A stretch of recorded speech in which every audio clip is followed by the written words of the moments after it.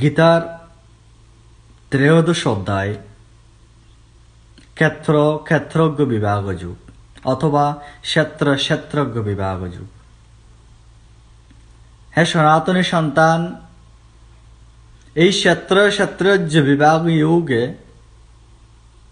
ভগবান শ্রীকৃষ্ণ যে ক্ষেত্রের কথা বলেছেন, যে আত্মার কথা বলেছেন, যে ক্ষেত্রজ্ঞের কথা বলেছেন, যে প্রকৃতির কথা বলেছেন, যে পুরুষের কথা বলেছেন, যে পরমাত্মা এবং আত্মা, পুরুষ এবং পরম পুরুষের কথা বলেছেন, ইত্যাদি ইত্যাদি উক্ত শ্লোকগুলোতে যা কিছু বর্ণিত হয়েছে, সেই সমস্ত শ্লোকের উপদেশ অথবা নির্দেশ যদি আমরা অনুসরণ করি, তাহলে অবশ্যই আমাদের পরম গতি অথবা পরম পথ লাভ হবে।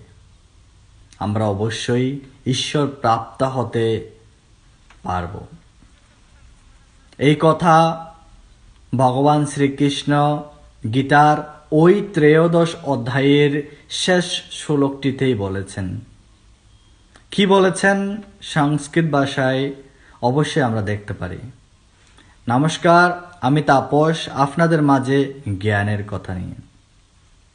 সেখানে বলেছেন, ক্ষেত্র ক্ষেত্র জয়োরেব অন্তরং জ্ঞান চক্ষুষা ভূত প্রকৃতি মুক্ষংচ ইয়ে বিদু যন্তি তে পরম।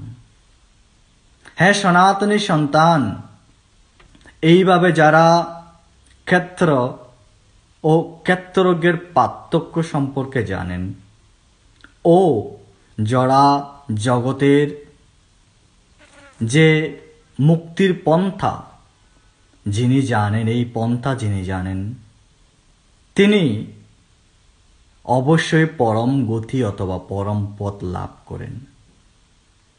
হ্যাঁ সনাতনী সন্তান, এই পরম পথ লাভ করার ক্ষেত্রে অনেক ঋষি মহর্ষি অনেক পন্থা দেখিয়েছে, কিন্তু আমার মনে হয় না ভগবান শ্রীকৃষ্ণের অর্জুনের মাধ্যমে দেখানো এই জ্ঞান ততটা সহজ। অত্যন্ত সহজ এই গীতার জ্ঞান। তাই আপনাকে বলবো, প্রতিদিন একটি করে শ্লোক পাঠ করুন এবং তার তাৎপর্য বোঝার চেষ্টা করুন।